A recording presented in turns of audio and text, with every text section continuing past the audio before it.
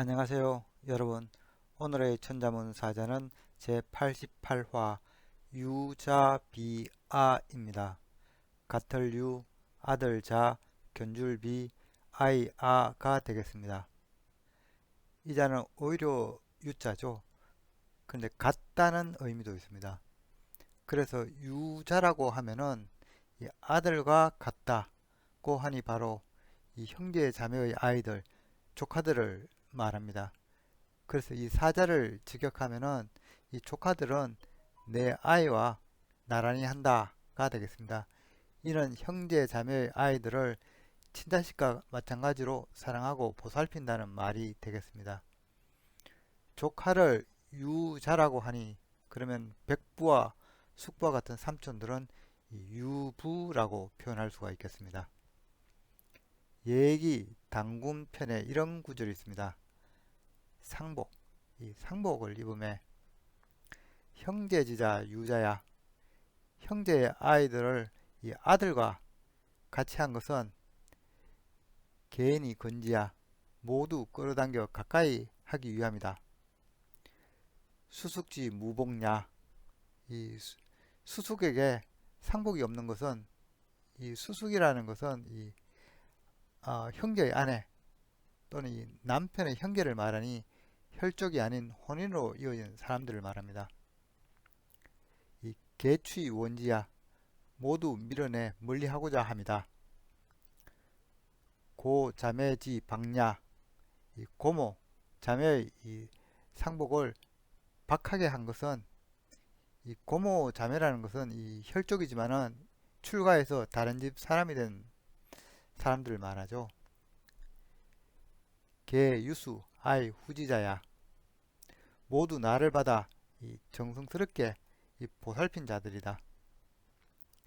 이 문장은 이 조카들은 아들과 똑같이 상복을 입히고 며느리와 시댁 식구들은 상복을 입히지 않으며 출가한 여인들이라도 이 친족은 상복을 간단히나마 입혔다는 말이 되겠습니다. 지금 세상은 달라졌고 집안 식구끼리 한 동네 사는 집성촌도 사라진 지 오래입니다. 조카라도 가까이 지내지 않으면 이웃 사촌보다 못한 사이가 된 것이 오늘날 세태가 되겠습니다. 그럼 글자에 대해 살펴보도록 하겠습니다. 먼저 가털유를 설명드리겠습니다. 이 자는 개사슴록변의 우두머리 추의 합자로 구성되어 있죠. 이 개사슴록변은 이 개견자가 변해 올 때 사용하는 형태입니다. 그런데 이 형태가 이 사슴의 뿔을 닮았다 해서 이 개사슴록변이라고 부릅니다. 이 각골자를 보면은 네발 짐승이 그려져 있고요. 이 개견자의 특징은 이 뒤에 꼬리가 이렇게 말려 올라가도록 그렸다는 것입니다. 그래서 각고나 근문을 보면 이 꼬리가 항상 말려 올라가 있습니다. 개견자가 변에 들어갈 경우에는 보통 네발 짐승을 의미하는 경우들이 많습니다. 현대사회에서 개는 가족 구성원으로 인정받고 있지만 선사시대 개는 인간을 돕는 하인과 같은 존재였습니다. 그래서 개는 사람과 가축의 중간 정도 되는 지위를 누렸지만은 천대받기는 마찬가지였습니다. 그래서 이 개견자가 보통 들어가면 천박하다는 의미로 사용되기도 하죠. 오늘날 이 개견자가 뜻하는 바도 개, 하찮은 것 또는 이 자기 자식을 좀 낮춰 부를 때 쓰는 말이기도 합니다. 우두머리 추는 원래 이 발효되는 술을 그린 자형입니다. 석기인들은 과일을 항아리 오래 담아두면 발효되어 술이 된다는 걸 알았습니다. 그래서 각골 자형은 이 토기 위로 발효되어 나오는 이 기체들을 이렇게 표현하고 있습니다. 그런데 이렇게 빚어진 귀한 술은 조상 제사에 올리거나 마을의 이 우두머리 족장에게 먼저 진상하게 되었습니다. 그래서 이 자형은 우두머리 추장이라는 뜻을 갖게 되고 또는 이 제사용 술이라는 의미도 있습니다. 그래서 추라고 하면은 우두머리, 추장, 오래된 술, 익다, 성숙하다, 모으다, 끝나다 등의 의미를 갖고 있습니다. 이 추가 보통 구성자로 들어가는 경우에는 제사용 술을 나타내기도 하며 또 손을 뜻하는 마디총과 함께 들어갈 경우에는 술을 바친다는 의미에서 존경의 뜻으로 쓰이기도 합니다. 그렇지만 술은 사람을 흥분시키는 역할을 하기 때문에 이동 수단이나 짐승의 추가 보통 붙게 되면은 급하다, 서두르다는 의미가 따라 붙게 됩니다. 이를테면은 이 반력자와 함께 하게 되면 이제 급히 서두르다는 의미의 급할 축자가 되겠습니다. 그리고 물고기어와 함께 할 경우에는 이 성질이 급한 물고기를 뜻해서 미꾸라지를 가리키는 자형이 되겠습니다. 이 가털류는 이 오이려류, 원숭이류로도 불리우는데요. 원래는 이 자형이 술을 먹은 원숭이를 표현하기 위해 만든 것이기 때문입니다. 각골자를 보면 이 술병을 앞에 둔 짐승이 있는데요. 이 꼬리가 말려 올라가 있어서 개로 볼 수 있지만 개 말고도 원숭이 꼬리도 말려 올라가 있어서 원숭이를 나타낸 것이라고 합니다. 자형은 술을 먹은 원숭이가 이 허둥지둥 갈팡질팡 한다는 뜻이 있으며 그래서 오히려 다만 허물 그대로 등의 약간 부정적인 어조사로 쓰이기도 합니다. 또한 인간을 흉내내는 원숭이의 모습으로 보아서 흉내내다, 똑같다는 의미도 있습니다. 가털류가 주로 뜻하는 바는 오히려, 가히, 다만, 이미, 그대로, 허물, 원숭이, 같다, 똑같다 등이 되겠습니다. 다음 자는 아들자입니다. 아들자는 갓 태어난 아기를 그린 자형입니다. 각골자는 태어난 지 얼마 되지 않은 아이의 이 뽀송뽀송한 머리털 그리고 이렇게 머리만을 부각시키고 몸체는 없이 발이 작게 그려져 있습니다. 건문에서는 아기가 아직 걷지 못한다 해서 다리가 없이 그려지고 있습니다. 이 형태가 오늘날의 이 아들자를 닮게 되죠. 갓 태어난 아이는 자식 후손의 의미로 사용되었으나 부계사회로 넘어오면서 자형은 대를 이을 수 있는 남자아이로 그 의미가 변질됩니다. 따라서 이 귀하다는 의미가 붙게 되면서 이 자라고 하면은 큰 인물을 뜻하는 경칭으로도 사용되고 있습니다. 노자, 공자, 맹자가 그러합니다. 또한 이 자는 이 12지에서 자손을 많이 낳는 짐승인 쥐를 상징하는 자형으로 사용되고 있으며 탄생과 관련지어 처음을 의미해서 첫 번째 지지로 사용되고 있습니다. 아들자가 주로 뜻하는 바는 아들, 자식, 첫째 지지, 남자, 당신, 서성, 열매 등이 되겠습니다. 한편 이 자가 주로 남자아이라는 의미로 발전하게 되자 단순히 갓난아이를 따로 뜻하기 위해 만들어진 자형이 이 아이건자가 되겠습니다. 이 자는 6살 위가 추가되어 있는데요. 이 갓난아기를 이 포대기에 쌓은 모습을 그리고 있습니다. 아이건은 이 둥근 형태가 마치 만호를 닮았다 해서 달월이라고 부르기도 합니다. 다음 자는 견줄비입니다. 이 자는 이 비수비가 이 두 개 병렬로 연속된 자형입니다. 이 비수비는 오늘날 이 숟가락 또는 이 작은 칼을 뜻하고 있으나 각골이나 이 건문에서는 원래 의미는 이 사람이 허리를 숙이다 또는 손을 들어 올리다 등의 의미였습니다. 그런데 손을 올린 이 자세는 이 뭔가를 이렇게 들여다본다는 의미로 해석이 되어서 점차 자세히 보다, 비교하다는 뜻을 갖게 됩니다.